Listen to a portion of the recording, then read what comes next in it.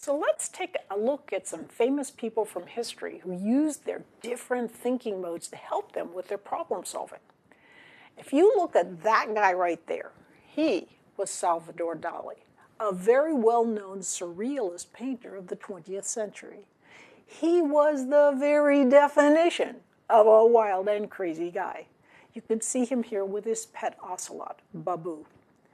Dali used to have an interesting technique to help him come up with his fantastically creative surrealist paintings. He'd relax in a chair and let his mind go free, often still vaguely thinking about what he had previously been focusing on. He'd have a key in his hand, dangling it just above the floor, and as he would slip into his dreams, falling asleep, the key would fall from his hand and the clatter would wake him up, just in time so he could gather up those diffuse mode connections and ideas in his mind, and off he'd go back into the focus mode, bringing with him the new connections he'd made while in the diffuse mode. Now you might think, well, that's okay for an artist. But what does it have to do with more scientific or mathematical kinds of thinking? Well, if you look down here, this guy was Thomas Edison, one of the most brilliant inventors ever. According to legend, what Edison used to do was he'd sit and relax in his chair, holding ball bearings in his hand.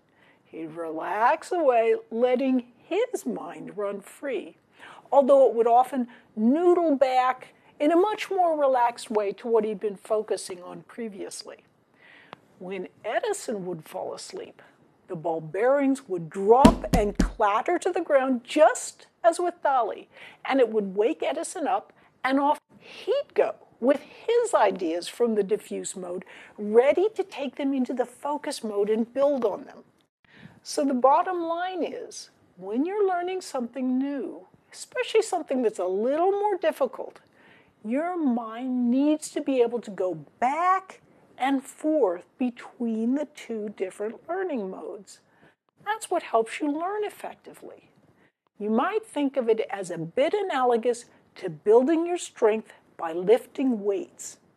You would never plan to compete in a weightlifting competition by waiting until the very day before a meet and then spending that entire day working out like a fiend.